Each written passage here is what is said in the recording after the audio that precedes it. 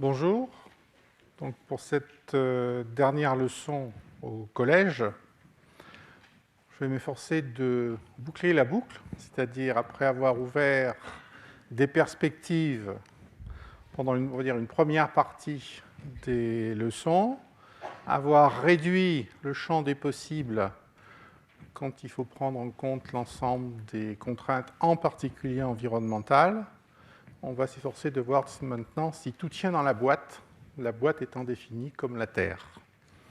Donc, on va discuter aujourd'hui des perspectives mondiales et régionales disponibles. Il est hors de propos, bien entendu, en une heure, de pouvoir traiter et aborder l'ensemble de ces perspectives. Donc, je vais simplement vous montrer les moyens de s'y retrouver à l'intérieur. Donc l'objectif est de se placer en 2030-2050, ce sont les échéances que l'on vise, pour décrire à chaque fois un projet de société irrigué, et on ne regarde que ces composantes-là, et diable ça suffit, irrigué par les différents systèmes énergétiques, alimentaires et chimiques à partir du carbone. Donc il existe une autre chimie que celle du carbone, en particulier la chimie du soufre, etc., qui n'est absolument pas considérée dans cet ensemble-là. Et chaque situation doit s'inscrire dans un schéma de durabilité respectant les trois piliers. Et la deuxième question qui est prégnante tout au long de l'exposé, est-ce que la main invisible des marchés nous guidera vers un ou le développement durable ? Alors, on va parler de prospective, on va utiliser le concept de prospective. Donc, c'est une démarche qui a été initiée par Gaston Berger, qui était un chercheur dans ces disciplines sciences grises, qui a défini ce qu'est une prospective. Donc, une prospective, ça consiste à regarder dans un système donné, alors c'est un objet, etc. On regarde son passé, on regarde son état présent, et cet état présent va être soumis à un certain nombre de forces de changement. Donc, on n'est pas du tout dans une logique de projection. Donc, on regarde quelles sont les forces qui peuvent l'affecter. Ensuite, on réalise une étape de prospective exploratoire. Donc, quels sont l'ensemble des différents champs des possibles en fonction de facteurs qui existent, mais qui vont soumettre le système à des considérations, des évolutions qui nous plaisent ou qui ne nous plaisent pas, mais elles sont possibles éventuellement. Et ensuite, on va faire une deuxième phase dans laquelle on va s'intéresser aux évolutions dites souhaitables, bien entendu. Et on articule un certain nombre d'hypothèses pour réduire. Donc, on a, sur la figure présentée dans la partie inférieure, l'ensemble des champs du possible, et il faut arriver à distinguer à l'intérieur quels sont les champs souhaitables. C'est la logique qui est empruntée dans tous les exercices de prospective. On est bien entendu dans une logique d'examen des futurs possibles. On n'est pas en train de regarder le tendanciel, c'est-à-dire simplement la projection selon le schéma en cours, lorsqu'on appelle classiquement le schéma business as usual. Et il n'y a aucun exercice de probabilité qui est intrinsèque au jeu. On regarde les champs du possible. Ensuite, aller savoir ce qui va se passer ou ne pas se passer, c'est un autre domaine que je ne traiterai absolument pas. Et donc, ça suppose, bien entendu, d'identifier les variables internes et externes au jeu et celles sur lesquelles on aura un pouvoir de décision ou non. Donc, il y a toute une méthodologie qui existe, qui est parfaitement codifiée, elle n'est pas normalisée. Il y a la première ligne qui est très importante, parce que sinon, on peut se perdre dans les marécages. Il faut définir le système que l'on va étudier. Est-ce qu'il s'agit d'un objet? Est-ce qu'il s'agit d'un territoire? Est-ce qu'il s'agit d'une société? Et le deuxième élément, c'est l'horizon temporel. Alors 2030 ou 2050, ça peut vous sembler bien éloigné, avec un grand nombre de variables qui peuvent intervenir, d'événements imprévisibles. Par essence, les événements imprévisibles ne sont pas prévisibles. Donc à nous de faire l'effort d'imaginer des événements. Alors certains sont systématiquement exclus, je veux dire, les guerres sont en général exclues des événements, au moins pour ce jeu-là. Mais à nous d'imaginer tout ce qui est possible de voir. Et ensuite, on décline. Le deuxième élément sur lequel je voudrais insister simplement, ça aboutit donc à des micro-scénarios d'évolution. Chacune des trajectoires ici futures est considérée comme un scénario, donc c'est un micro-scénario. Et ce qui est important dans ces micro-scénarios, c'est de distinguer les discontinuités et les ruptures qui peuvent se passer. L'appréciation du temps auquel il va se passer est beaucoup plus compliquée. Le deuxième élément, ce sont les marges de manœuvre des acteurs, et en particulier de celui qui est le commanditaire de l'opération, pour savoir si pour imaginer un micro-scénario, jusqu'à quel point la coopération est-elle possible entre les acteurs. Et le deuxième point, quel est le poids de la paralysie qui peut se passer entre acteurs. Voilà. Alors, il y a un élément qui est toujours caché à l'intérieur des scénarios, à l'intérieur des exercices de prospective, c'est la matrice des impacts. Donc, on prend l'ensemble des variables effectives, on fait un tableau croisé et on regarde comment chaque variable, donc en général on part par les colonnes, comment la variable population va-t-elle affecter, par exemple, la variable énergie, parce que tout ça agit simultanément. Donc, l'augmentation de la population va forcément augmenter à niveau de vie équivalent, une augmentation de la consommation énergétique.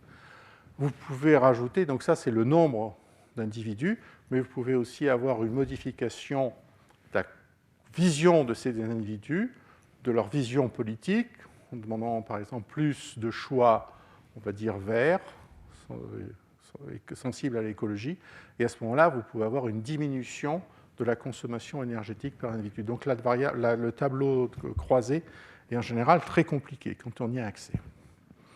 Alors, donc c'est un exercice qui n'est absolument pas de prévision ou de prédiction, c'est simplement imaginer un ensemble de futurs possibles. Donc, je vous rappelle la formule de Niels Bohr.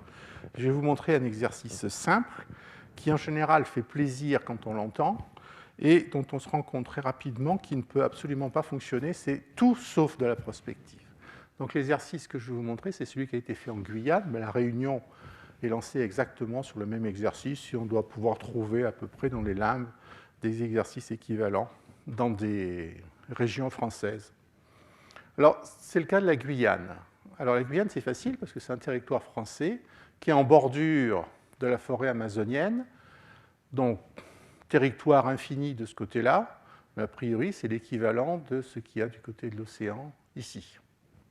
On peut considérer qu'il s'agit d'une île. Donc, c'est essentiellement de la forêt, donc une ressource renouvelable, une forêt que vous pouvez décrire sur la bande littorale, avec une part de bande littorale, un certain ensemble de forêts domaniales aménagées. Il y a une zone intermédiaire et il y a un immense parc national. À l'heure actuelle, de cette forêt, on extrait 80 000 mètres cubes de bois d'œuvre chaque année, le bois d'œuvre étant le bois qui sert donc en dehors des applications papeterie, etc. La population est parfaitement définie, une économie endogène et une agriculture peu développée, et un point, on va dire, aberrant au plan technique, qui est le centre spatial de Kourou, de Guyane, qui est la source de richesse, on va dire, principale, flux entrant principal, et qui représente 20% de l'énergie consommée, hors lanceurs, hein, dont on a éliminé du jeu, bien entendu, les lanceurs à poudre et tout, qui sont mis en œuvre dans ce jeu-là. Donc on a un cas d'école, en disant finalement, on est capable d'identifier une aire, une population, une ressource renouvelable.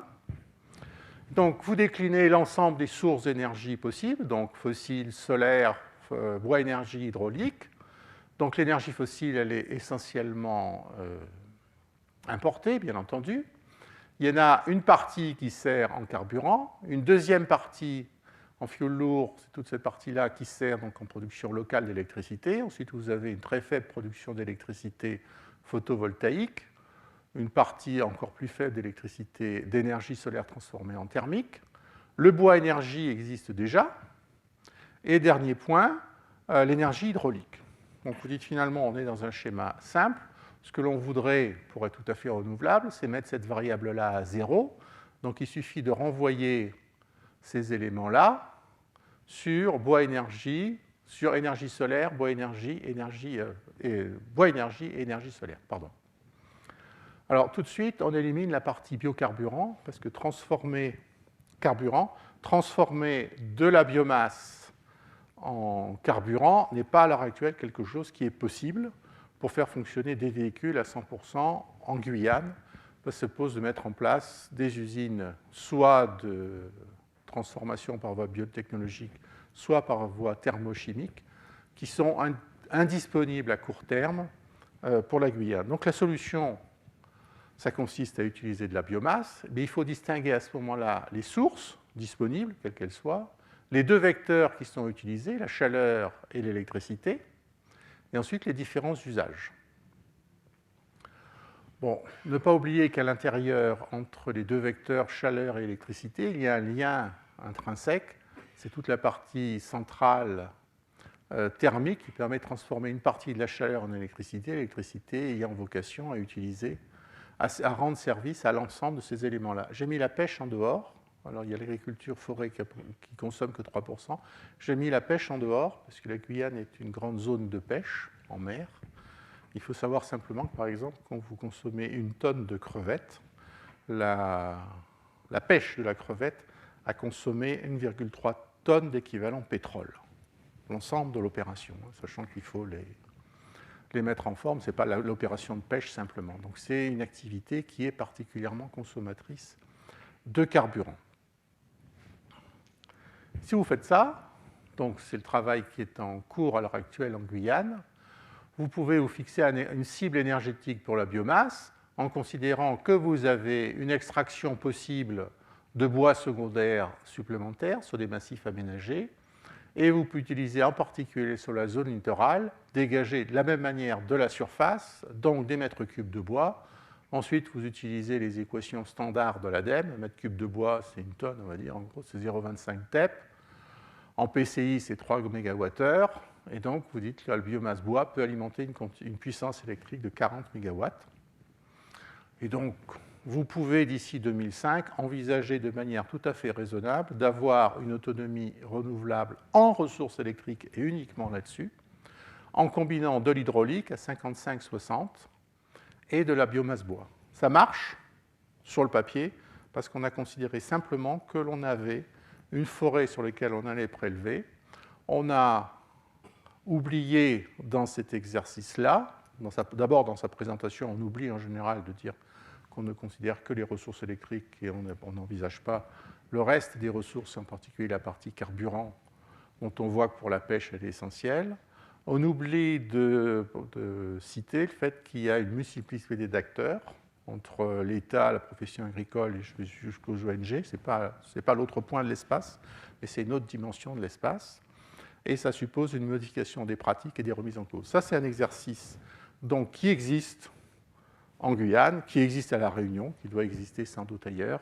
C'est un exercice simple, c'est un exercice d'ingénieur qui est rigoureusement inadapté dans sa conception intrinsèque à une approche de durabilité.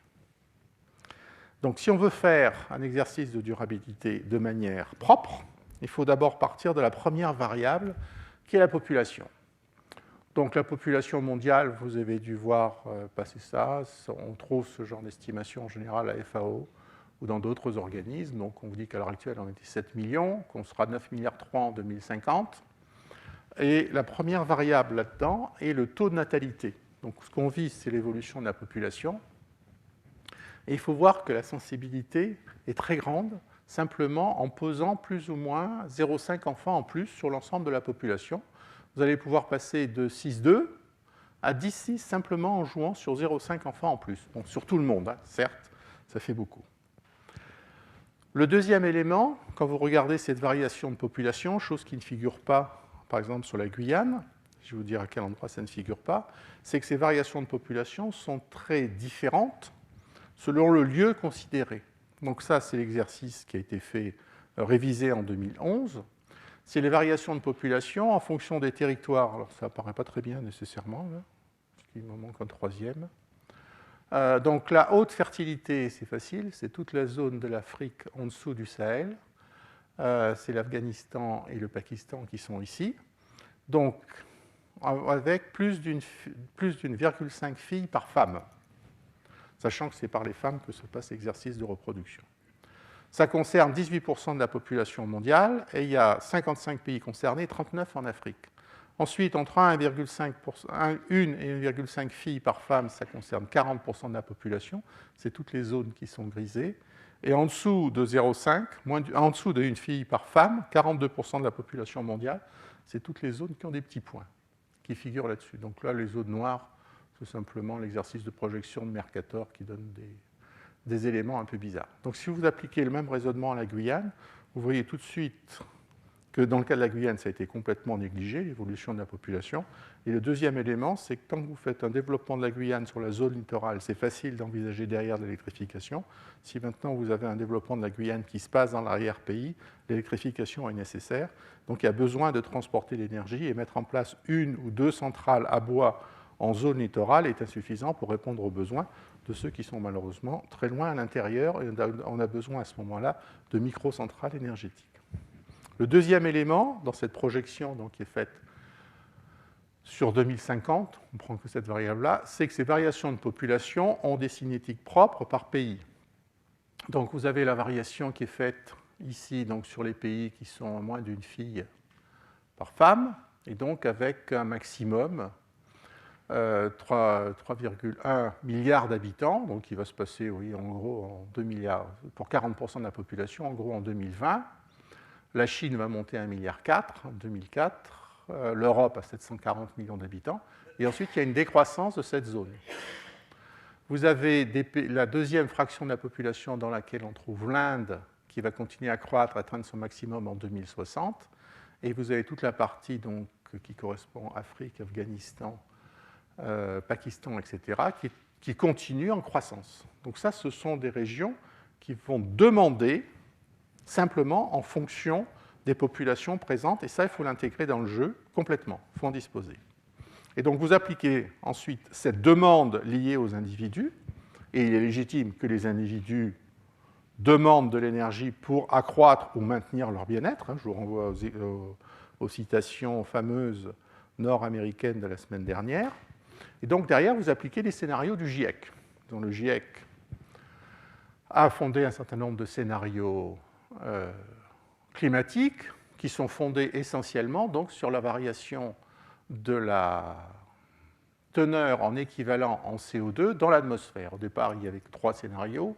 La révision qui a été faite donc, en 2010-2011, ce n'est pas les scénarios d'évolution de l'atmosphère, mais c'est les évolutions de l'atmosphère si on modifie la teneur en scénario. Donc ils ont fait 7 scénarios. Il y a un scénario 1 où on a comme cible plancher 445 ppm, et ensuite on a des scénarios avec un envolement progressif. Donc ça, c'est l'envolement si absolument rien n'est fait et on continue à utiliser, on va dire, des gaz et pétrole de schiste. Et ensuite, une description dans un certain nombre de scénarios.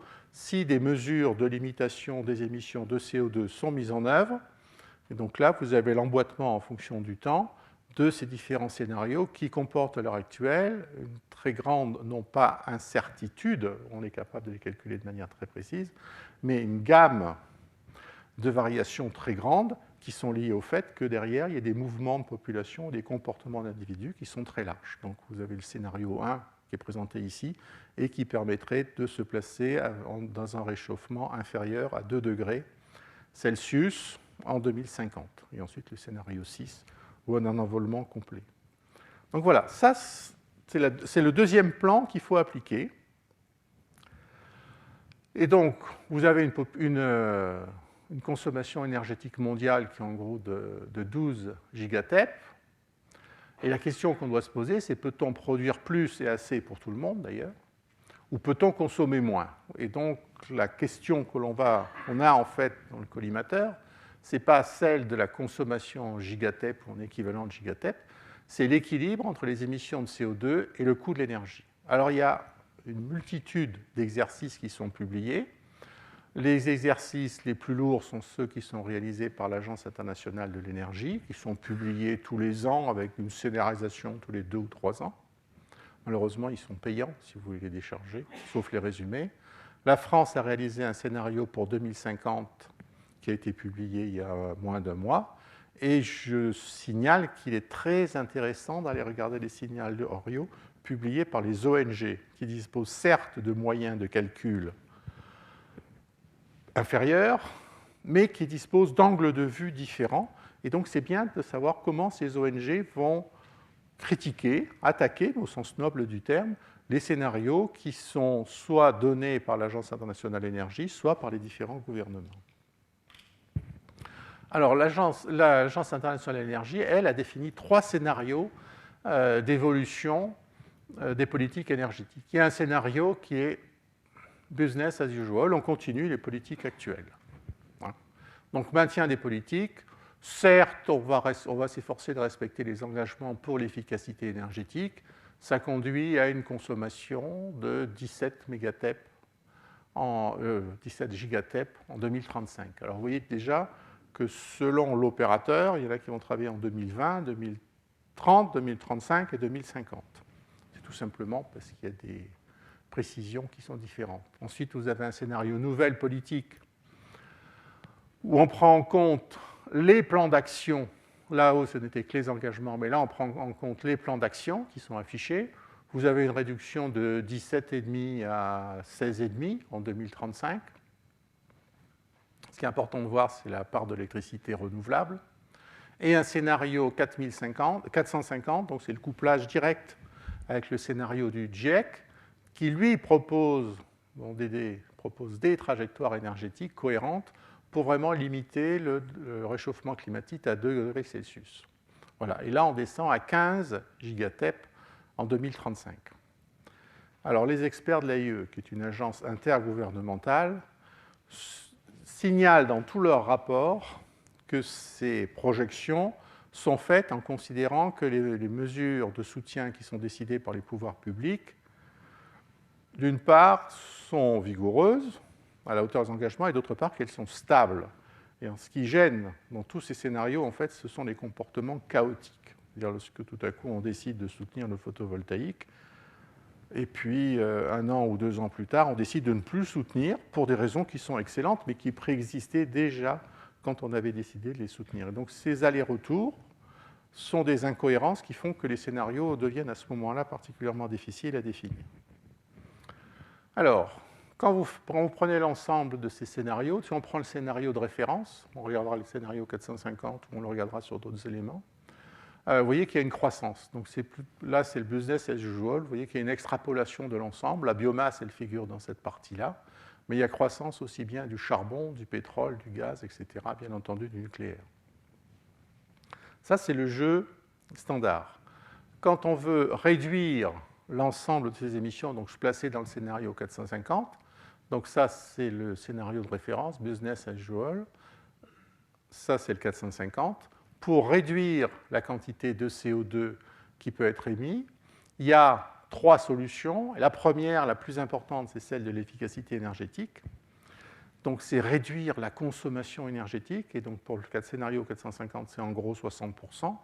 Donc, vous voyez tout l'intérêt qu'il y a pour les fournisseurs d'énergie à s'inscrire dans un scénario où on va réduire, non pas le chiffre d'affaires, mais le volume d'énergie commercialisée de 57%. Donc ça déclenche instantanément un enthousiasme, et vous vous doutez bien qu'ils ont plutôt tendance à vouloir maintenir le niveau de consommation. Le deuxième élément, c'est s'appuyer sur la partie renouvelable.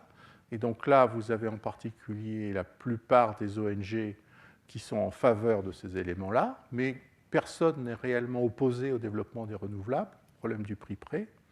Le nucléaire est une zone de fort conflit. Donc là, on est dans un jeu binaire, on accepte ou on refuse. Et le dernier point, c'est le stockage, le piégeage du carbone qui ne concerne que 10% de l'économie. Ça vous donne l'ensemble des mesures qu'il faut mettre en œuvre pour réduire, pour passer d'un scénario business as usual à un scénario 450 qui permet de réduire. Le plus grand effort est sur la partie efficacité énergétique, donc au niveau de la consommation, ce n'est pas au niveau de la production. Et cette efficacité, elle renvoie en gros à 10,5 trillions, donc 10 500 milliards d'euros nécessaires pour ce scénario 450. Sachant bien que ces milliards d'investissements, ils sont faits vis-à-vis d'industriels, fournisseurs de services, qui sont différents de ceux qui vendent, bien entendu, de l'énergie. Donc ça vous explique pourquoi les tours de table sont compliqués. Le deuxième élément qui rend l'affaire compliquée quand on regarde ça au niveau mondial, c'est que la réduction de la demande, la modification de la demande énergétique, elle se fait essentiellement par réduction de la consommation de pétrole et de charbon dans les pays de l'OCDE, une augmentation, vous voyez, fortement du gaz, donc il y a un transfert qui se passe entre ces deux lignes, les deux premières lignes et la troisième. Il y a une augmentation de la biomasse, mais par contre, les pays qui sont hors OCDE, les pays, on va dire, en voie de développement, pour la plupart d'entre eux, sont très fortement acheteurs et contributeurs aux émissions de CO2 en utilisant des énergies fossiles. C'est la raison pour laquelle la réunion de Durban n'est pas arrivée à un consensus. Donc il y a déjà dans les scénarios une absence de cohésion complète au niveau mondial. Alors là, il y a une animation que j'ai oublié d'enlever. Et dans ce jeu-là, la consommation de carburant dans le scénario 450, elle continue à augmenter jusqu'en 2020, et ensuite elle va diminuer, de carburant fossile, et ensuite elle va diminuer au profit des carburants qu'on appelle zéro carbone, ceux qui sont issus de la biomasse. Ils ne sont jamais zéro carbone, bien entendu, mais ils sont avec un niveau largement inférieur de consommation d'énergie et bien entendu d'émissions de carbone dans l'atmosphère. Donc, quand on regarde l'énergie, on voit apparaître comme variable cachée à l'intérieur toute la partie production de gaz à effet de serre. Et donc je vais passer sur cette diapositive rapidement. Quand vous regardez ces émissions de gaz à effet de serre, vous êtes obligé de distinguer trois types de pays. Il y a les pays développés où les émissions de gaz à effet de serre sont faites essentiellement par la consommation de carbone fossile, d'énergie fossile qui génère du CO2. Et ensuite, quand vous descendez dans le niveau de développement exprimé au sens PIB, vous voyez qu'il y a réduction de cette partie-là au profit d'un camembert très important ici, qui est le changement d'affectation des sols, c'est-à-dire le passage des prairies et des forêts vers des terres cultivées. Donc en retournant le sol, il y a dégagement, minéralisation accélérée du carbone piégé dans le sol. Et donc cette zone-là, c'est celle qui est dominante. Or, quand vous regardez la demande alimentaire, je vous ai montré tout à l'heure, la demande alimentaire, elle va venir renforcer cet élément-là. Donc on se retrouve dans un jeu où il est facile pour les pays développés de donner des comportements vertueux. C'est nettement plus compliqué pour les pays en voie de développement de répondre simultanément à l'augmentation de leur population, qui va nécessiter une augmentation de la production alimentaire, et deuxièmement, de répondre à l'argument écologique et donc de réduire les quantités de surface terrestre qui vont être déforestées, c'est essentiellement de la déforestation. Et donc les mesures d'atténuation à mettre en œuvre, leur nature est très divergente selon les pays considérés. Excusez-moi, l'échelle des différents camemberts n'est pas du tout la même. Oui. Oui. Mais après, si on met les échelles, ça devient... Non, mais je veux dire, c'est ça. Alors, à l'échelle européenne, on va faire les trois. Donc ça, c'est au niveau mondial. Complexité maximale. Si maintenant vous passez à l'échelle européenne, il y a deux exercices intéressants. Il y a une roadmap qui a été, donc une feuille de route qui a été publiée l'an dernier au niveau de l'Europe des 27 pour 2050. Et il y a un deuxième exercice, on va dire concurrent, mais qui s'appuie sur la roadmap qui a été publiée en 2011. Donc celui-là, c'est 2010, c'est ça. Celui-là, en 2011, qui a été fait par le groupe politique des Verts, donc au Parlement européen, et en utilisant un institut de recherche allemand, OCO, connu dans ce domaine-là. Et donc, ils ont comparé, à partir de ce moment-là, dans ce jeu-là, ces deux exercices. Ce qui est intéressant, c'est qu'ils sont partis du scénario de référence de l'UE. Il y a un deuxième scénario qui est Vision, qui est celui qui a été proposé par, on va dire, les Verts, en gros, le mouvement politique. Et ils ont chacun été capables de décliner les objectifs intermédiaires de réduction des émissions de CO2 aux échéances 2020, 2030, 2050, le pourcentage d'énergie renouvelable aux mêmes échéances, et donc vous avez trois échelles de temps et deux variables constitutives, les émissions de CO2 et le pourcentage d'énergie renouvelable mise en jeu.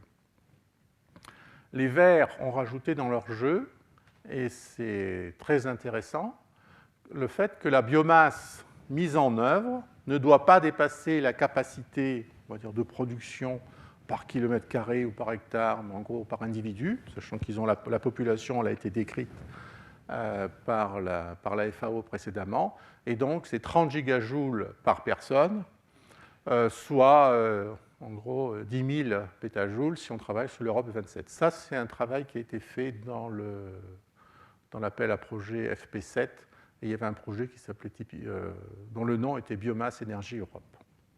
Et donc vous avez ici la présentation des deux scénarios. Ça, c'est la situation antérieure, donc c'est la trajectoire passée, avec la ventilation en énergie primaire sur les différentes sources. Ensuite, vous avez le scénario de référence tel qu'il a été choisi par l'Europe. Et ensuite, donc aux différentes échelles, 20, 30, 40 et 50. Et le scénario de vision proposé par les Verts. Alors, ce qui est important, bien entendu, dedans, vous retrouvez tout de suite... alors, il est caché où? Du coup, je ne le vois plus. Le nucléaire, il est en bas. Il descend à 0 en 2040. C'est la cible que tous les mouvements verts ont choisi en Europe.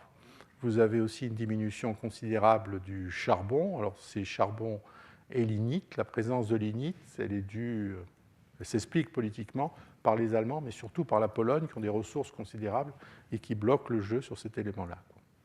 Et ici, vous avez la partie qui nous intéresse, donc la partie biomasse. Donc, vous avez des scénarios, qu'il s'agisse de scénarios de référence de l'Union européenne ou de scénarios proposés par des partis politiques, qui donnent une place considérable à la biomasse dans la fourniture énergétique globale.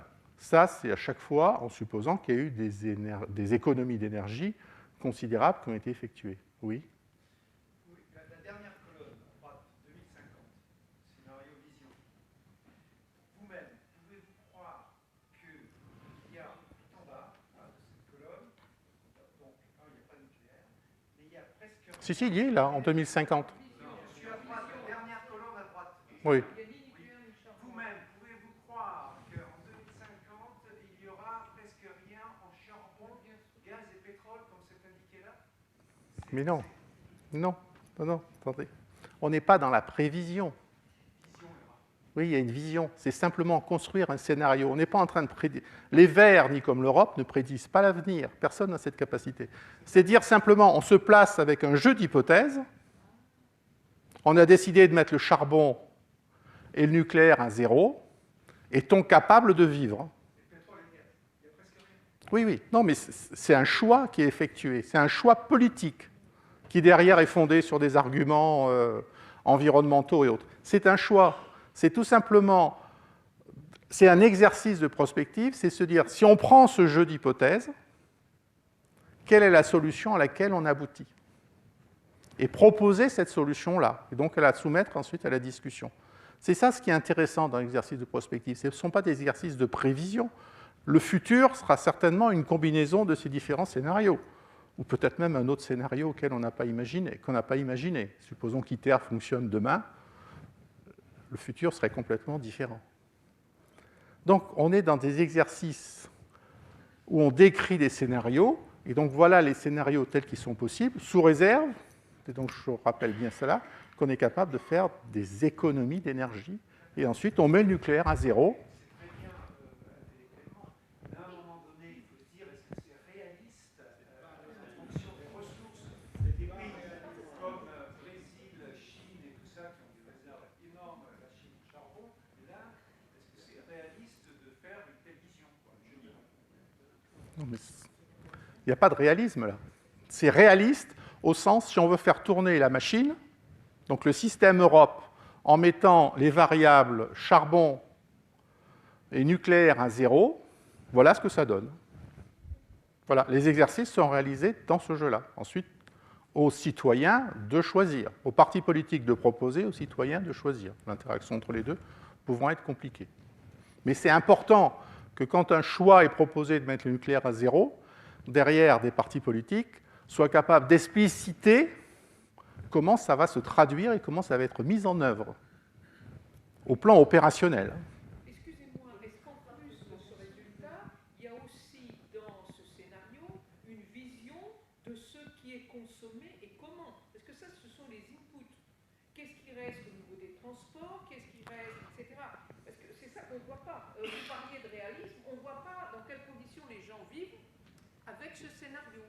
Vous voyez, il manque une dimension, peut-être ils l'ont fait, je suppose. Bon, ça a été fait, mais je n'ai pas le temps de vous le présenter. On ne voit absolument pas comment on vit. Oui, voilà. Voilà. Ne discutez que sur cette partie, c'est pas très... Il manque un morceau, quoi. Évidemment. Oui, non, mais après, il y a une déclinaison par pays, etc. Je vous montrerai quand l'exercice est fait complètement. Non, ce n'est pas biaisé, mais je ne peux pas, en 1 heure, vous présenter l'ensemble des scénarios. Je veux dire, chaque scénario, quand le scénario négawatt qui a été rédigé pour la France, sa présentation officielle a demandé 3h30. La conf est visible sur un site web. Donc, vous notez qu'en 1 heure, voulant tout traiter, je peux simplement vous donner des aperçus sur les scénarios, signaler leur existence et le fait qu'ils sont construits intellectuellement de manière propre. Ensuite, il y a des choix qui sont faits à l'intérieur, qui sont des choix forts. Ils sont d'autant plus respectables qu'ils ont été complètement explicités.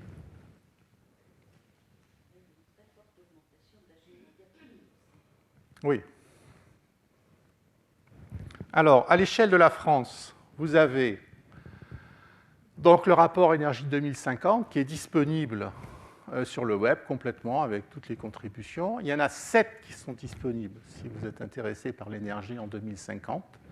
Donc vous avez le CEA Areva, un bureau d'études, Enerdata. Donc on va dire que ces 3-là sont en faveur du nucléaire. Ce qu'ils ont fait varier, c'est simplement le taux nucléaire. La puissance nucléaire, c'est entre 40 et 60 gigawatts. Donc vous doutez bien que le CEA et Areva ont maintenu le nucléaire et la commission énergie a été soumise à de fortes contraintes internes, justement sur l'hypothèse combien on garde de nucléaire. Et donc ils ont fait le choix d'avoir plusieurs scénarios. Et ensuite, vous avez un certain nombre d'ONG, je ne vais pas vous les toutes citer, dont Negawatt, Global Chance, etc. Donc, avec une diminution générale de la puissance nucléaire, et donc le but, le critère important, c'est de savoir au bout de combien de temps ils mettent le nucléaire à 0. Normalement, dans mon cours, je ne devrais pas arriver à savoir si je suis en faveur ou en défaveur du nucléaire. Je vous présente des résultats. Le deuxième élément important, c'est la prolongation des durées de vie des centrales nucléaires, parce que toutes les fois que vous discutez énergie, il faut discuter du prix de l'énergie. Comme le renouvellement des centrales ou leur maintien en activité est une opération particulièrement coûteuse, si vous êtes assez malin, vous reportez la création de nouvelles centrales au-delà de l'exercice, et bien entendu, ça vous permet de maintenir un prix de l'énergie plus bas que si vous faisiez un renouvellement avant 2050. Je vous donne les clés d'interprétation. Donc il y a la sobriété et l'efficacité énergétique. Alors c'est simple, tous les vendeurs d'énergie considèrent ce facteur-là à 0. Ce n'est pas leur problème. Eux, ils sont là pour vendre de l'énergie, donc plus ils en vendront, bien entendu, plus leur chiffre d'affaires sera important. Et il y a la part renouvelable qui est presque, j'allais presque dire, une variable d'ajustement dans le jeu. On n'arrive pas très bien à se rendre compte quel intérêt chaque opérateur peut avoir à maintenir du renouvelable, en dehors du fait qu'il faut que collectivement, ils soient capables de baisser les émissions d'équivalent CO2 dans l'atmosphère pour tendre vers le scénario 450. Alors, elles ont, quels que soient les exercices, sauf Negawatt, pour ça j'en parle peut-être un peu après, elles ont 3 faiblesses communes intrinsèques. D'abord, ce sont des additions de contributions énergétiques. Les complémentarités et les synergies entre les familles énergétiques ne sont jamais considérées. Donc le fait que vous puissiez avoir des centrales à biomasse qui fonctionnent pour écréter la demande qui va exister dans toutes les populations du monde en début et en fin de journée, et donc ça, ces contributions doivent être mises en synergie avec celles, on va dire, de production nucléaire, par exemple, n'est pas du tout envisagé. Le fait que le nucléaire puisse être utilisé à pleine puissance, donc enfin, au meilleur de son rendement énergétique, et que quand il n'y a pas de demande d'électricité, on l'utilise pour produire de l'hydrogène en 2050, qui est une forme de stockage qui ensuite restera envoyée sur le réseau, n'est absolument pas envisagé. Donc on est dans un système additif, il n'y a pas de synergie. Le deuxième élément, c'est la maîtrise de la demande. Quel type de demande va-t-il y avoir en 2050 ? On extrapole simplement quelles sont les consommations et donc les demandes actuelles.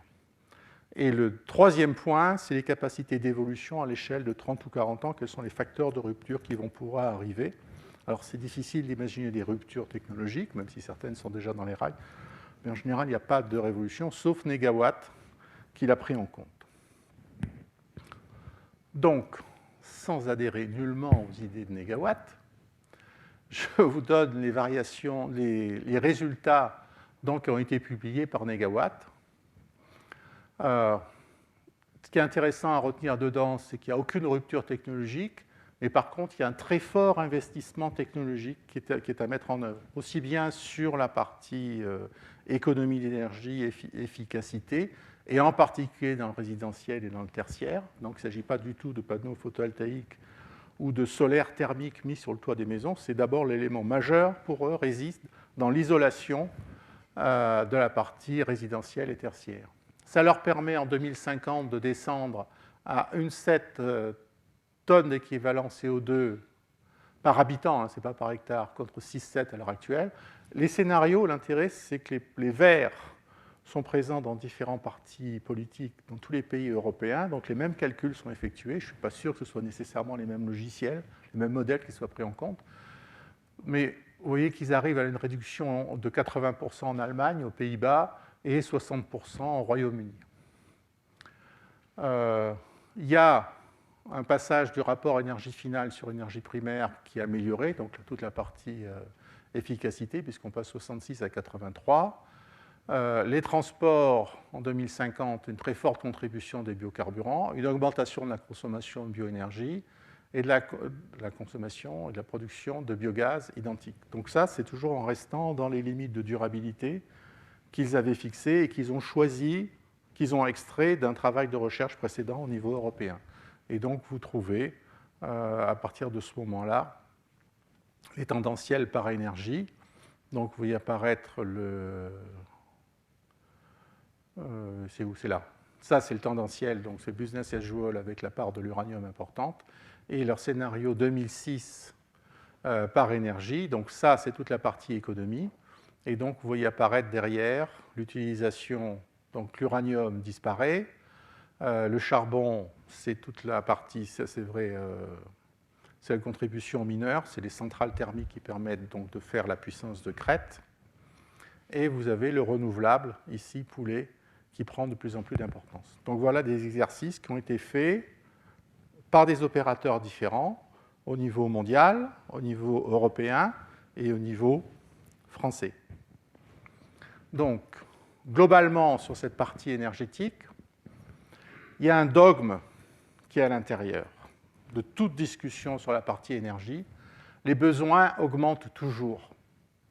Et donc, le fait que la planète soit finie et que les flux énergétiques disponibles en continu sur des périodes longues ne peuvent être que des constantes et ne peuvent pas augmenter, n'est absolument pas pris en compte, sauf quand vous allez chercher des scénarios du type Négawatt ou les Green qui arrivent à faire baisser les variables à zéro.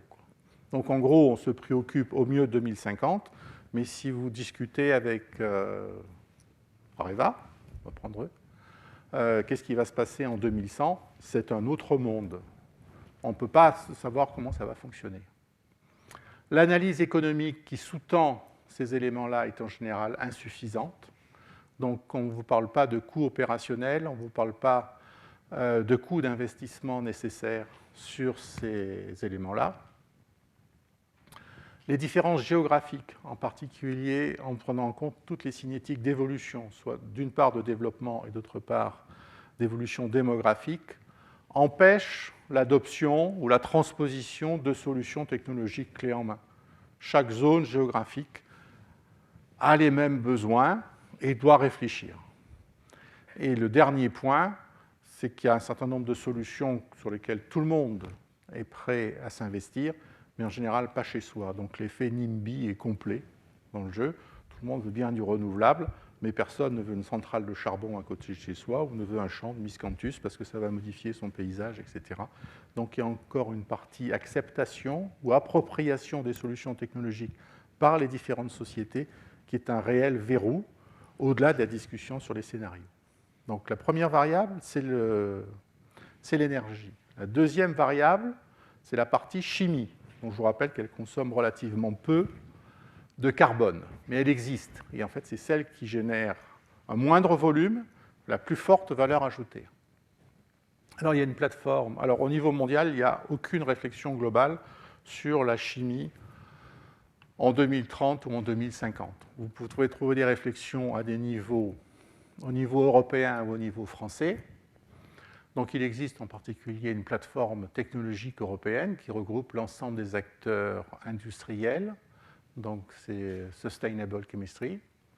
Leurs priorités sont simples, c'est la chimie organique, même s'ils admettent plus ou moins que l'essentiel du travail a été fait et que c'est plutôt sur la partie catalyseur qu'on peut attendre quelque chose. Et les 3 points importants pour eux sont les nanomatériaux, donc nouveaux objets, nouveaux services, nouvelles fonctionnalités. Deuxième point, les biotechnologies blanches, ce qu'on a discuté dans le séminaire. Et troisième point, l'éco-conception. Alors, on peut comprendre que le faible poids quantitatif de la chimie, je ne parle pas du chiffre d'affaires, je parle de la masse de matière transformée, fasse que la ressource de carbone ne soit pas à l'heure actuelle leur principale préoccupation.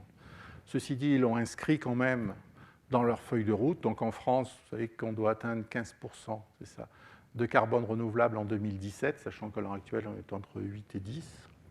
Les Pays-Bas sont engagés à 30% en 2030. Et vous avez toujours plus ou moins cette droite qui monte, et je ne suis absolument pas convaincu qu'elle ait un fondement très lourd. Alors, il y a un travail très intéressant qui a été fait et publié en 2010, qui est un travail qui a été fait par le ministère de l'Industrie, qui a pris AT Carnet pour mesurer justement les consommations de carbone. Et ce qu'il y a de bien, c'est qu'ils sont partis de leur solution en 2007. Donc ça vous donne un peu, intéressant de cette figure, au passage, c'est que ça vous donne une idée de la complexité des calculs qu'il y a effectués quand on veut récupérer l'ensemble des données pour pouvoir faire simplement une projection. Vous voyez, ils sont partis des données 2007 pour publier leur travail donc en 2010, et leur projection est à 2030. Ce qui est important dedans, c'est qu'ils ont raisonné en tonnes de carbone, donc on n'est pas en tonnes de CO2, ils ont raisonné sur l'atome, en disant la chimie, c'est simplement de la décoration de l'atome. Il y a une chimie qui concerne autre chose que l'atome de carbone, je suis d'accord. Ce n'est pas insulter les chimistes de dire que quand ils font une liaison carbone-soufre ou carbone un autre atome, ce n'est que de la décoration, c'est simplement un moyen pour calculer les demandes en masse. Et donc ils sont partis d'une décomposition de la biomasse disponible, en considérant qu'il y a des cultures agricoles en grains, il y a du bois qui apporte, ça c'est le total de la biomasse disponible à l'heure actuelle. Ensuite, il y a les besoins en chimie et en transport, donc ça c'est la partie chimique, c'est celle qui les préoccupait. Donc on est à 400 millions de tonnes. En 2007, ça c'est toute la partie chimie, et ça c'est l'usage qui pourrait être fait en hors concurrence alimentaire, on verra ça dans la dernière partie quand on fait la synthèse exercice de prospective, quand on utilise 25% des résidus laissés sur le sol et 50% du collectable hors concurrence alimentaire. C'est leur choix. Je veux dire, ils n'ont pas réalisé un exercice de prospective très fouillé, de simulation très fouillé. Ils ont fait un calcul avec un tableur Excel qui est déjà très intéressant. Donc ils arrivent à sortir 200 millions de tonnes à l'heure actuelle, comparativement aux 400 millions de tonnes utilisées en 2007. Donc on pourrait répondre aux besoins de la chimie, si on faisait que de la chimie et pas du tout d'énergie, à 50% des besoins de la chimie, en considérant qu'on a à ce moment-là le squelette, qui reste encore à décorer le squelette. Ils ont repris l'exercice en se projetant en 2050, donc en faisant des variations de production de cultures agricoles, de bois, de total biomasse. C'est certainement la faiblesse de leur jeu, c'est qu'ils ne sont pas appuyés sur les prospectives alimentaires qui ont été réalisées par ailleurs. Ils ne sont pas allés voir ce qu'il y avait dedans. Mais bon, ils ont déjà fait l'exercice, ils ont donné une première approche. Et ensuite, ils ont pris 2 scénarios. Un scénario, on va dire business as usual, où ils ont doublé la quantité de carbone, vous voyez, puisqu'on passe de 2000 millions de tonnes à 4300 millions de tonnes. Un deuxième scénario où ils ont utilisé un deuxième scénario où ils ont diminué la consommation à 40%. Ils ont fait l'extrapolation toute simple ici de la chimie à 830. Ils ont considéré que la chimie était un besoin intrinsèque supérieur aux besoins de carburant, donc ils ont maintenu à 830 millions de tonnes dans les 2 scénarios. et ils ont comparé à ce qui pouvait sortir à ce moment-là de la biomasse en utilisant les mêmes raisonnements. Donc, vous voyez que c'est une série de règles de 3 emboîtées, et donc ils arrivent à 870 millions de tonnes comparativement à 830 pris comme référentiel dans les deux. Donc les chimistes, à partir de ce raisonnement-là, considèrent qu'ils disposeraient en 2030 de l'ensemble de la biomasse exprimée simplement par l'unité million de tonnes de carbone. Il est ni hydrogéné, ni oxydé, ni rien du tout. Ils ont le squelette disponible pour leur permettre de produire l'ensemble de leurs composés chimiques. Donc pour eux, sous réserve que les procédés, en particulier biotechnologiques, soient disponibles, ils ont la biomasse disponible, donc ils n'ont pas besoin de réfléchir à cette question-là. En fait, ils sont simplement dans le sillage des travaux qui sont faits sur les biocarburants, puisque tous les biocarburants, c'est cette partie haute de la chaîne. Et on peut penser tout simplement qu'ils utilisent cet effet d'entraînement en se disant, de toute façon, on va récupérer la biomasse utilisée pour ça. Alors, le troisième point, puisqu'on a fait l'énergie, on a fait la chimie, qui est une forme particulière d'énergie. Enfin, l'énergie est une forme particulière de chimie. La troisième variable à prendre en compte, c'est la variable alimentaire.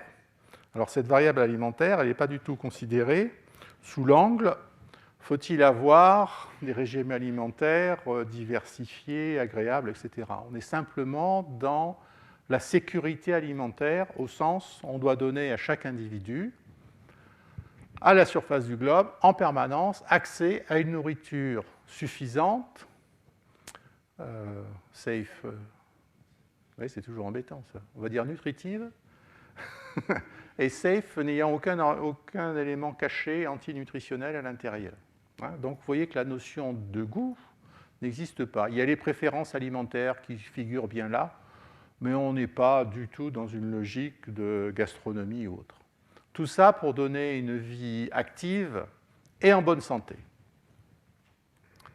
Alors, idem, comme sur l'énergie, vous pouvez trouver régulièrement des exercices de prospective alimentaire qui sont publiés. Donc, le plus ancien, c'est celui de l'IFPRI, qui a été publié en 2005. Vous remontez jusqu'au dernier, celui qui a été publié par les Anglais par 2011, et régulièrement, vous avez des exercices qui sont publiés. Et le charme de l'exercice, c'est que justement, chacun utilise un modèle différent, avec une cartographie différente du monde, qui n'est pas la cartographie qui est utilisée dans la partie énergie. Pourtant, les bases de données, on pourrait penser a priori, sont identiques, mais pas du tout. Donc, si on prend par exemple celle qui a été faite par l'INRA et le CIRAD, étant payé par l'INRA de temps en temps, j'en parle un petit peu, l'INRA a distingué 6 régions dans le monde. Donc, il est capable de mettre dans la même région toute la partie Asie. Donc, vous trouvez forcément l'Inde et la Chine, mais vous voyez que dans ce paquet-là, tout à l'heure, au niveau variation de population, là, on avait tout un triangle composé de l'Afghanistan et du Pakistan qui avait une cinétique d'évolution démographique complètement différente. L'exercice est déjà suffisamment compliqué, donc ça justifie qu'on ait fait des approximations de ce type-là. Vous vous souvenez aussi qu'en Afrique, dans toute cette partie-là, en dessous du Sahel, il y avait une zone particulièrement délicate avec une croissance considérable de la population. Donc quand vous comparez ces exercices, il faut bien voir que la surface du globe, certes, est bien définie, mais la cartographie, c'est-à-dire la pixelisation qui est mise en œuvre, est chaque fois différente. Donc vous pouvez mettre en évidence en démographie un point chaud à un endroit, et puis le voir disparaître dans un autre exercice, tout simplement parce que la cartographie a été faite de manière différente. Donc il y a un premier élément simple, c'est l'augmentation quantitative par un effet arithmétique d'augmentation de la population. Il y a un deuxième élément, c'est l'augmentation qualitative par les changements de mode de vie. Et là, la variable essentielle, que tout le monde a bien repérée, c'est l'accroissement des produits animaux dans les pays en voie de développement. Et donc, là, le fait que cette variable figure à l'heure actuelle de manière très forte dans tous les exercices de prospective. Il y a des questions, par contre, qui disparaissent. C'est les lacunes que vous allez pouvoir retrouver dans tous les exercices. Comme dans la partie énergétique que je vous ai signalé tout à l'heure. Le degré de connexion entre des producteurs locaux et des marchés urbains, sachant qu'il y aura à côté de ça une industrialisation et une globalisation des échanges. Ces éléments-là ne figurent pas dans l'exercice de prospective. Alors pourtant, on sait que ce sont eux qui sont souvent responsables d'événements aigus, chauds, peut-être temporaires, mais c'est un élément très fort au plan climat-social.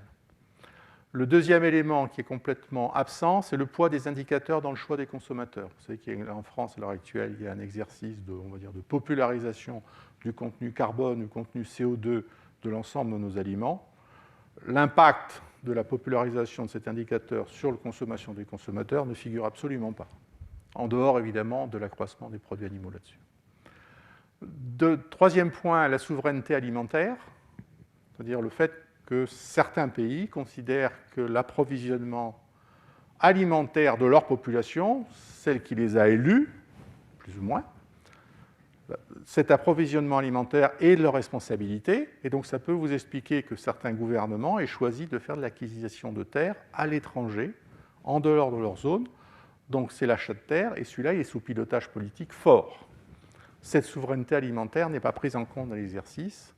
Et le dernier point, c'est la coexistence de filières industrielles et artisanales. C'est différent des producteurs locaux et marchés urbains, ça c'est des circuits courts.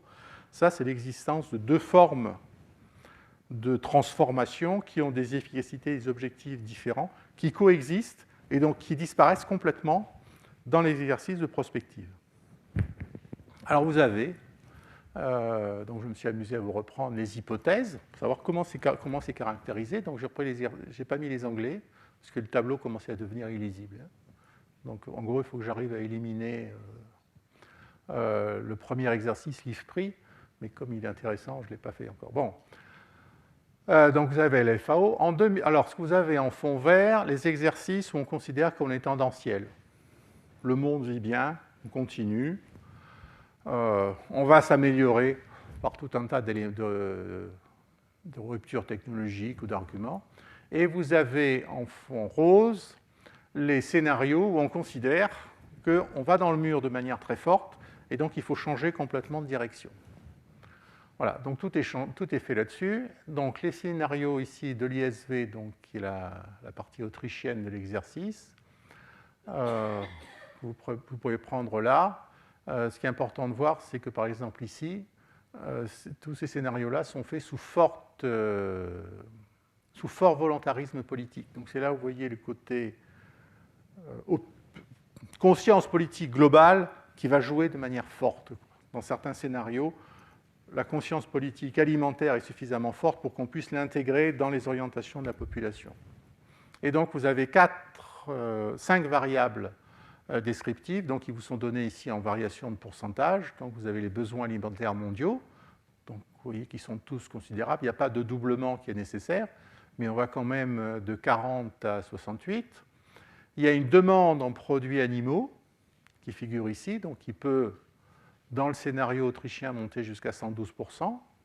Là, il y a une baisse, mais il faut bien savoir que cette baisse ici, elle est cachée tout simplement par le fait que le scénario de l'IFPRI considère que la meilleure solution pour produire des protéines animales, parce que c'est ce qui est l'objectif, c'est de passer en intensification, c'est-à-dire en culture hors sol. Toutes les cultures, tous les élevages extérieurs sont à proscrire, en termes d'efficacité énergétique. Ensuite, ça, quand vous combinez ces deux-là, donc besoins alimentaires globaux liés à la population au niveau de vie, la demande en produits animaux, vous avez l'augmentation en produits agricoles consolidés.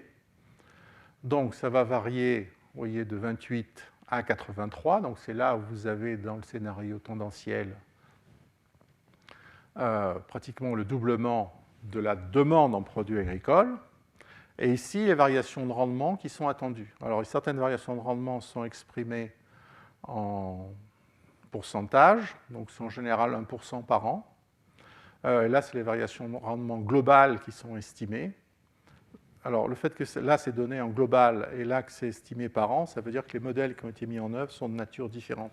Là, ont été mis en œuvre ici des modèles qui étaient actualisés sur un rythme annuel. Donc, on pouvait rentrer cette variable-là et voir comment l'ajustement se produisait. Alors que là, on a comparé deux scénarios de fonctionnement à deux états d'équilibre en 2010 et en 2050. Donc ça vous explique pourquoi vous avez ici des augmentations aussi importantes. Et ça, c'est les variables qu'ils ont publiées. Et ça c'est ces fonctions, bien entendu, des filières qui sont mises en œuvre. Et donc, vous voyez que vous avez des variations de 28 à 67 qui sont leurs marges d'amplitude plus grandes. Et ici, les augmentations en surface, on va revenir sur ces augmentations en surface. Donc, quand vous rentrez dans ces scénarios, je ne veux pas dire que chacun d'entre eux, je nous ferai la publicité pour aucun d'entre eux en disant qu'ils représentent la bonne solution à adopter.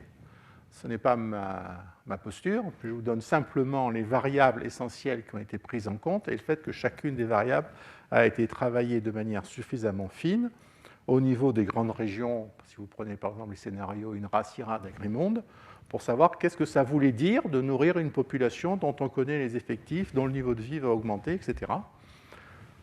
Et voilà la transcription qui est attendue. Donc cette transcription-là, vous pouvez la mettre en regard directement, par exemple, des exposés qui ont eu lieu dans la séquence biotechnologie. Alors, est-ce que ces travaux sont à écouter et à prendre comme argent comptant? Alors d'abord, il y a l'évolution des rendements, qui fait toujours plaisir à entendre quand on travaille à l'INRA, mais en fait, il n'y a aucun élément qui permet de dire à l'heure actuelle que l'on peut s'engager en 2050 pour avoir des augmentations de rendement qui atteignent 145% pour l'Afrique subsaharienne. Il n'y a aucun élément. C'est ce qu'il faut, c'est ce qui est nécessaire, mais derrière, les éléments, on ne les a pas.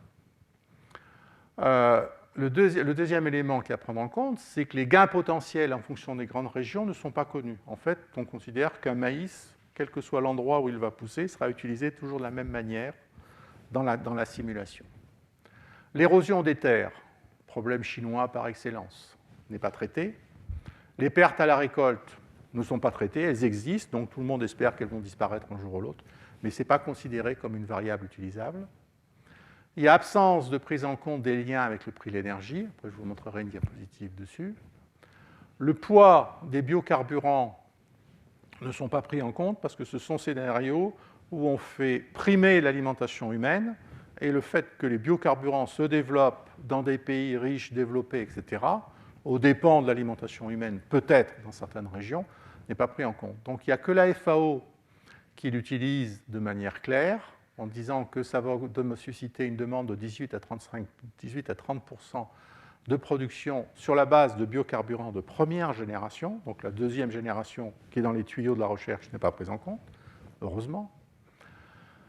Et l'ISV utilise les biomasses inutilisées, ce qui lui permet d'atteindre 18 à 22% de la consommation énergétique actuelle. Le changement climatique n'est pas pris en compte dans ces scénarios-là. Et ensuite, la préservation de la biodiversité et des services écosystémiques. Combien de zones naturelles faudra-t-il continuer à avoir? Donc, il y a des estimations qui sont faites. Dans les tendanciels, c'est de 66 à 140 millions d'hectares. Pour les scénarios de rupture, donc on va consommer beaucoup plus de surface, en fait.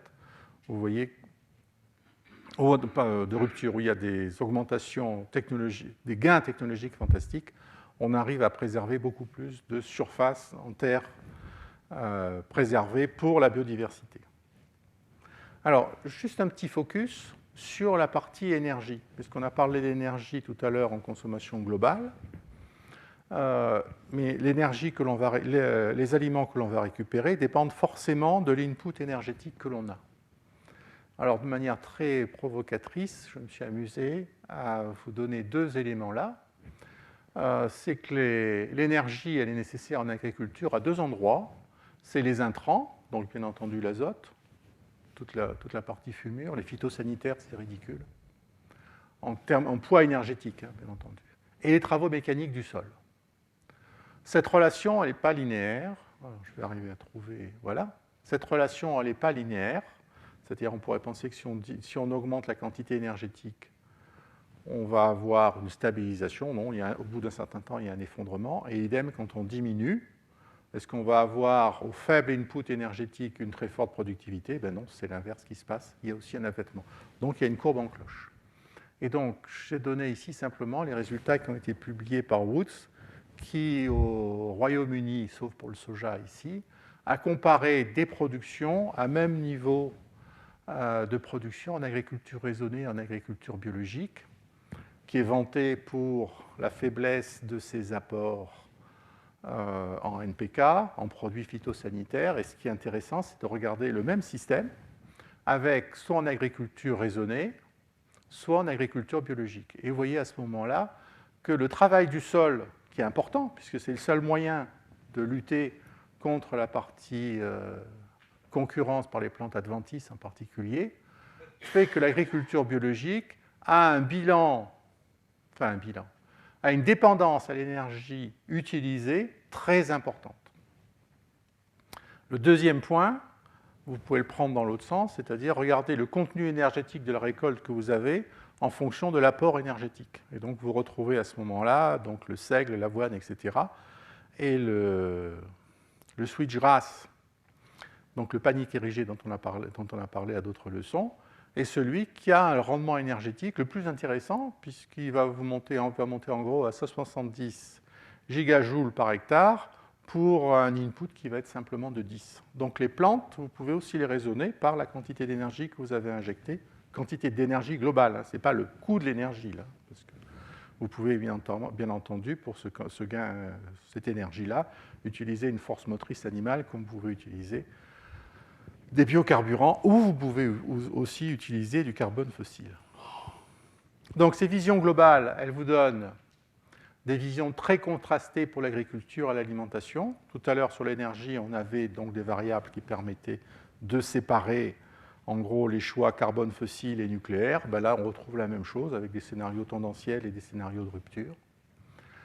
La tendance globale qui peut surprendre, mais qui ne surprendra pas ceux qui vivent dans d'autres pays que les pays occidentaux, c'est une intensification de tous les systèmes extensifs, même si c'est sympathique. Le besoin très fort de transfert technologique du nord vers le sud pour réduire en particulier les pertes agricoles, et une situation difficile dans tous les scénarios pour l'Afrique, dans cette zone subsaharienne, en partie la zone subsaharienne allant jusqu'à Madagascar, hein, c'est pour l'exercice, où il risque d'y avoir donc des problèmes alimentaires très aigus en 2050. Alors ensuite, on peut tendre, on va dire, mais maintenant, on va essayer de trouver quelqu'un qui traite tout simultanément, la demande alimentaire, la demande énergétique, etc. Donc c'est important, puisque vous avez à l'heure actuelle des tendances à utiliser donc, pour la souveraineté alimentaire des terres à l'extérieur. On considère qu'il y a land grabbing, ça concerne 40 à 60 millions d'hectares dans le monde qui ont été achetés par des États ou des entreprises d'État pour assurer une garantie, une souveraineté alimentaire. Donc pour faire ça, on est obligé de partir des terres cultivables, des terres. Donc c'est facile de faire le schéma en disant on a la surface du globe, les terres émergées, c'est pas la surface du globe, là, pardon. Les terres émergées, c'est 13 milliards d'hectares. Vous avez la surface consommée par l'agriculture, les forêts et les terres impropres. Donc les terres impropres, on en a parlé, c'est la zone à l'heure actuelle où on ne sait pas tellement comment on va pouvoir l'utiliser. Cette agriculture, vous la séparez en deux volets, hein, culture annuelle et ou permanente, et la prairie. Et dedans, vous êtes obligé de sortir ici les surfaces irriguées.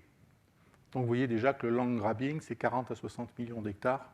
Donc ce n'est pas l'essentiel du jeu qui a été mis en œuvre. On est pour l'heure actuelle inférieur à 1%, c'est significatif, c'est important, mais c'est moins de 1% des terres. Et ensuite, vous avez toute une discussion infinie sur la conversion des prairies et des forêts en terres cultivables, donc tendre vers une intensification. Donc il y a deux travaux essentiels dans lesquels on retrouve toujours Fischer, qui signale donc des milliards d'hectares, donc ça commence à devenir intéressant puisqu'on est à 10-20%. Des terres cultivables potentiellement disponibles, donc là il en a sorti 2,6. Là il a refait son... Là, c'est pas 2020, là, il y a une erreur, c'est 2002, pardon. C'est son premier exercice, c'était en 2002. Il y avait 2 milliards d'hectares, il a refait en 2010, et il a sorti à ce moment-là 0,5 milliards d'hectares, dont 50% en Afrique. Là, il avait bien préservé dans le premier exercice la surface des villes, les zones protégées et la surface des forêts. Donc vous voyez, derrière, il y a des hypothèses lourdes qui sont faites en termes, en disant si on préserve des villes, ça veut dire que derrière, il y a une urbanisation qui se met en place. Donc ça renvoie à la démographie, à l'évolution des sociétés. Donc ce ne sont pas des exercices qu'on fait simplement avec un crayon de bois sur un coin de table. Ça suppose qu'on s'appuie sur des hypothèses, chacune d'entre elles étant bien entendu pouvant faire l'objet de discussions infinies.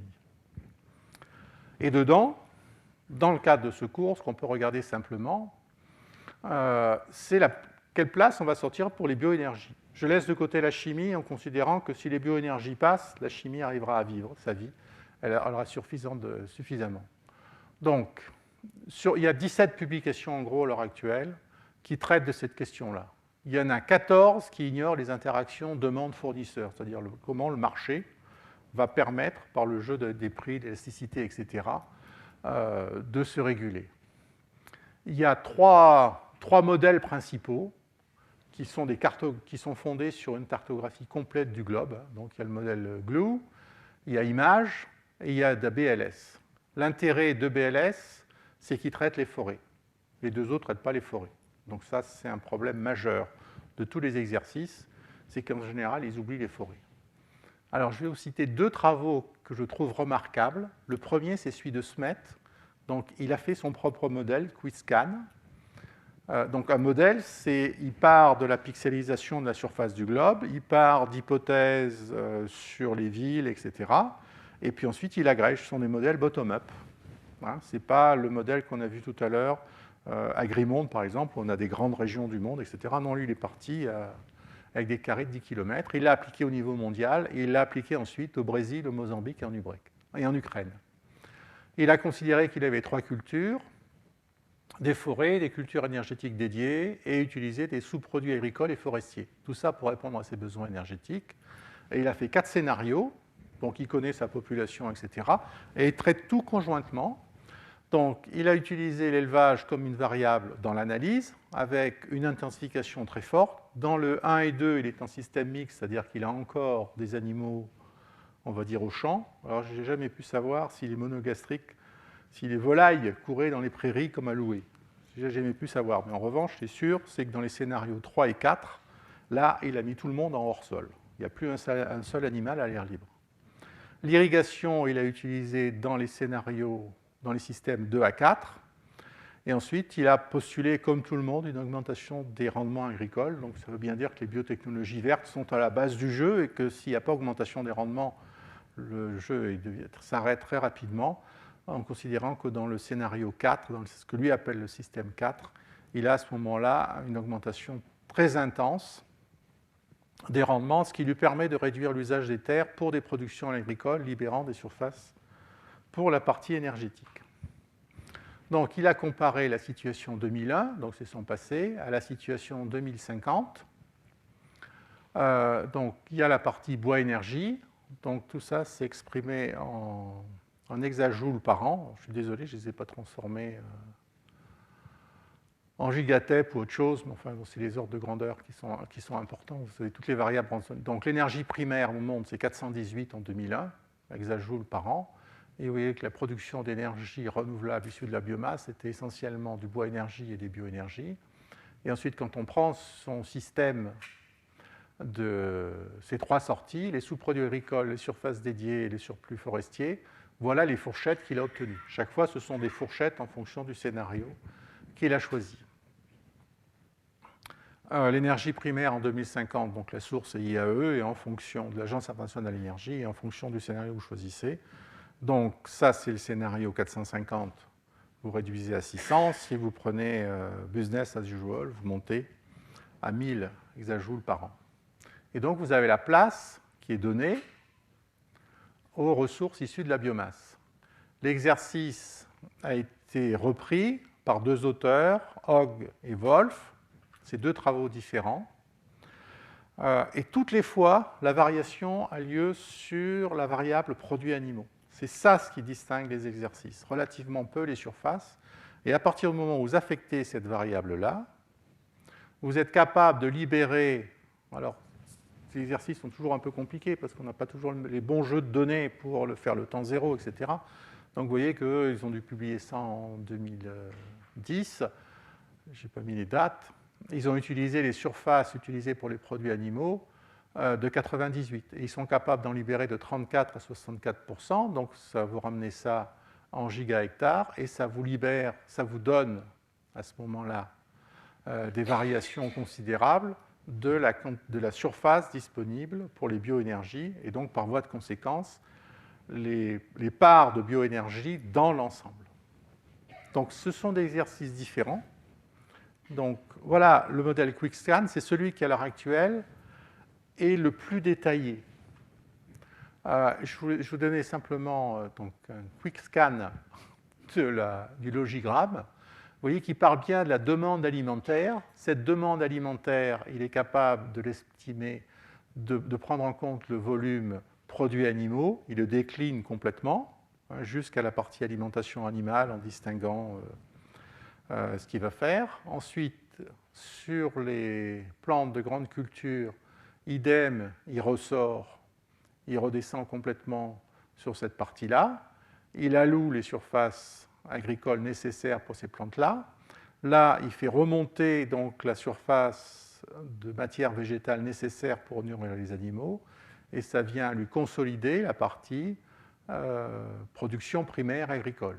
La partie produits aquatiques est à 0, ce qui est une erreur, parce que bien entendu, toute la partie pisciculture réalisée en zone littorale utilise des produits végétaux, mais il ne l'a pas pris en compte. Et donc, à partir de ce moment-là, il est capable de définir les surfaces agricoles disponibles et d'estimer la quantité de bioénergie qui peut être produite. Ça, il le met en regard ensuite avec la partie bois. Donc, il préserve d'abord tout le bois d'œuvre.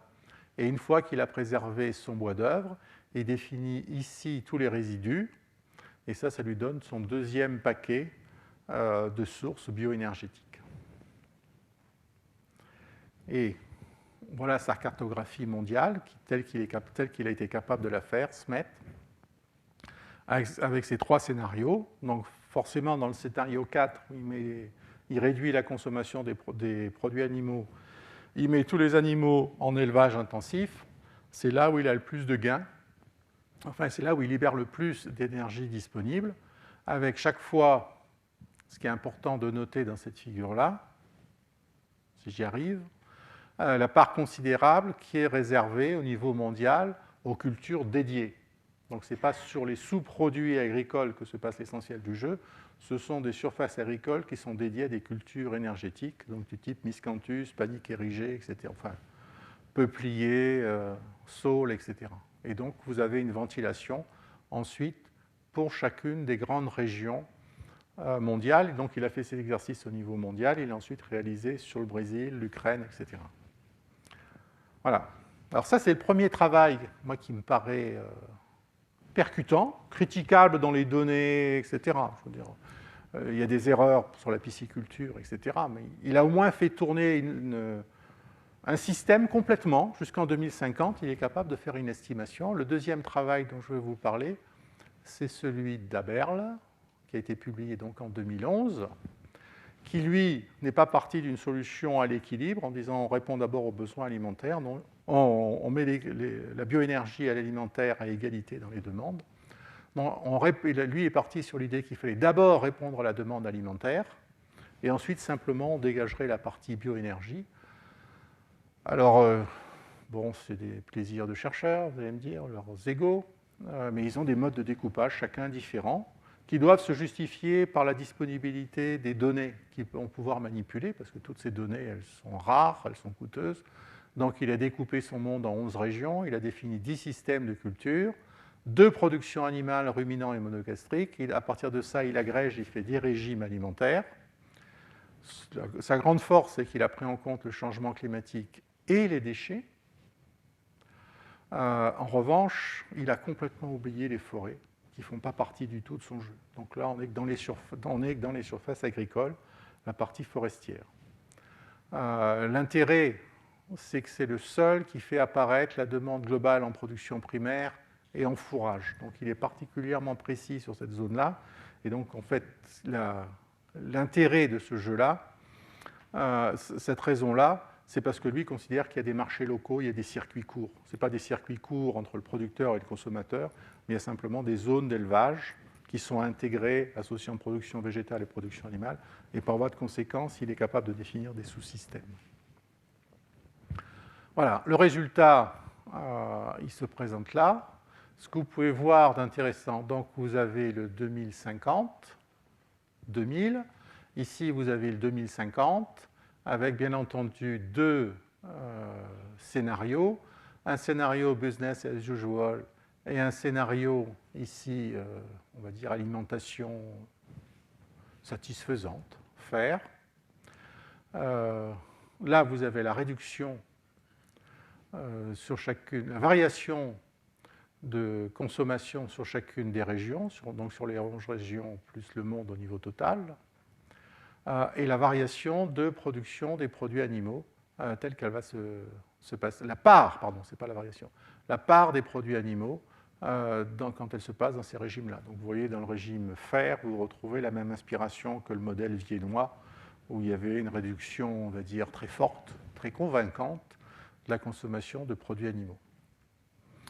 Les défauts, c'est les forêts et les terres de mauvaise qualité qui ne sont pas prises en compte.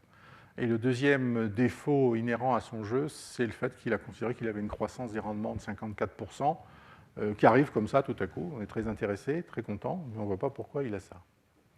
Ce qu'il rajoute dans le jeu, par rapport à ça, c'est la quantité une nouvelle estimation de la quantité de bioénergie qu'il va pouvoir dégager par les surfaces agricoles dédiées.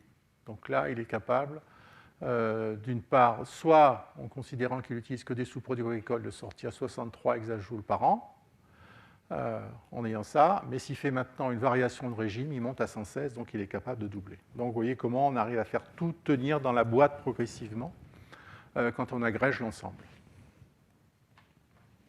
Alors, en conclusion, je ne voudrais pas vous inviter à partir en vacances. Je voudrais simplement vous signaler que toute cette présentation, elle s'appuie sur des scénarios. Elle oublie complètement les systèmes politiques, plus ou moins élus démocratiquement, mais enfin qui existent et qui gouvernent ces États. Et pour illustrer ça, l'impact que ça a des systèmes politiques, c'est tout simplement de reprendre l'éternelle comparaison d'Haïti et la République dominicaine, une île partagée en deux, dans la zone tropicale, même écosystème globalement, il y a des variations bien entendu. Les malheurs d'Haïti sont connus. Vous comparez Haïti et la République dominicaine sur 3 critères, le PIB per capita, l'espérance de vie et la TEP per capita. Donc le pouvoir politique, indépendamment des considérations éco, machin chose, etc., a un poids énorme dans les trajectoires que l'on va choisir. Donc on peut définir certes des trajectoires, faire des choix technologiques. Il n'empêche qu'à un certain moment, ce sont les sociétés et les pouvoirs politiques qui vont mettre en œuvre des décisions au bénéfice de la démocratie qui sont responsables de ces choix de trajectoire. Donc les conclusions, elles sont au nombre de 6. La première, c'est que toute réflexion, elle doit prendre en compte le fait qu'on a des temps de réaction des systèmes qui sont très longs, on a des temps de renouvellement des ressources, des installations. Vous ne pouvez pas comparer de la même manière une centrale thermique ou une centrale à gaz qu'on est capable d'installer en 2 ans à une centrale nucléaire dont l'installation va être entre 5 et 10 ans à l'heure actuelle. Les imbrications sont très fortes et très complexes, donc toutes les présentations qui sont faites, type schéma de la Guyane, de la Réunion, etc., sont intéressantes, sympathiques, elles sont très pédagogiques, mais elles sont particulièrement redoutables, parce qu'on sait qu'elles sont fausses. Dernier point, l'approche holistique doit être mise en œuvre en synergie avec les approches réductionnistes, où justement, on va regarder quelle va être l'utilisation de la biomasse. On a besoin de modélisation. Toute cette discussion sur la biomasse, sur le carbone renouvelable, ne doit pas nous faire oublier le fait que ce sont des productions agricoles ou forestières, qu'elles sont instables par nature, parce qu'elles sont liées aux variations climatiques. Elles sont hétérogènes en raison des développements différents, des niveaux de développement différents et du regroupement des acteurs. dans regroupement d'acteurs, je veux simplement insister sur le poids, par exemple, du secteur coopératif en France, qui, au-delà de son caractère politique, a surtout permis d'entraîner des acteurs qui, a priori, sont indépendants. Le fait qu'il y a énormément d'externalités à prendre en compte quand on veut travailler dans ce champ-là, et que les données dont on dispose sont souvent incomplètes, ce qui fait que les scénarios de modélisation mondiale s'appuient sur des cartographies qui sont différentes. La durabilité, donc la transmission sur les 3 piliers, est essentielle, et ce que l'on ne voit pas nécessairement ici, c'est la solidarité intergénérationnelle s'exprimer de manière forte. Il n'y a aucune solution miracle. Le pétrole a été très intéressant, le gaz le sera en partie, mais on n'a plus de solution miracle comme celui-là. Et ce dont je ne vous ai pas parlé du tout, parce que je ne saurais pas le faire, c'est identifier les risques et les opportunités, savoir comment on va pouvoir à chaque fois conjuguer une action et le principe de précaution quand on va tester de nouvelles idées, tester de nouvelles solutions technologiques. Alors les sources que vous pouvez consulter, que je vous invite à consulter, alors toutes les fois il y a le site de l'INRA en haut, il y a la prospective de l'INRA, ensuite vous avez un certain nombre de sites français, en gros vous en avez 2 ici, qui dépendent de... Ça, c'est le ministère de l'économie. Ça, c'est le MEDETEL. Vous avez ensuite un certain nombre de sites internationaux, donc on peut citer la FAO, etc. Là, il y a une erreur. Hein. J'ai fait un copier-coller négawatt, il n'est pas du tout sur la direction. Il faut que je corrige ça de manière importante. Il y a 3 endroits qui sont très importants en termes de laboratoire de recherche. Vous avez Potsdam, qui est le seul endroit en Europe où on est capable de faire de la scénarisation complète au niveau mondial. Je peux simplement vous dire qu'à Potsdam, ils se sont amusés, c'est un exercice intellectuel comme un autre, de savoir finalement s'il y avait un gouvernement mondial, où faudrait-il localiser les productions alimentaires et où faudrait-il localiser les zones, on va dire, de réserve, biologie de réserve. La conclusion du modèle, qui est à l'encontre de toute la souveraineté alimentaire, c'est de dire qu'il faut intensifier toute la zone tempérée intermédiaire, parce que c'est celle-là qui va être la plus productive, et conserver toute la zone tropicale pour la protection de la biodiversité en forêt primaire. C'est ça ce qui permet de faire fonctionner de la manière la plus efficace l'ensemble de la biosphère. Donc il y a l'Institut de sociologie écologique donc, qui est à Vienne. Alors la sociologie écologique, c'est la manière dont le système énergétique et les systèmes de transfert de masse irriguent la société. Je vous rassure sur le mot sociologie écologique. Ensuite, il y a un certain nombre d'associations, d'ONG.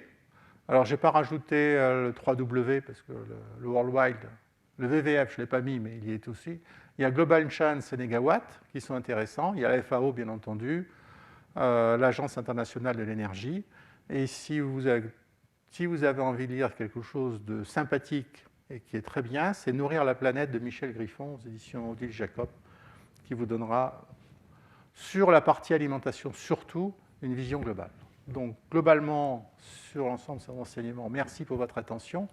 Et je vous signale que la présentation actualisée, parce que vous avez vu, il y a encore une faute qui traîne dans la partie source, là, il faut que je corrige mon erreur, elles seront mises en ligne très rapidement sur le site du Collège de France. Et les 3 dernières sont disponibles sur une feuille que je vous donne ici.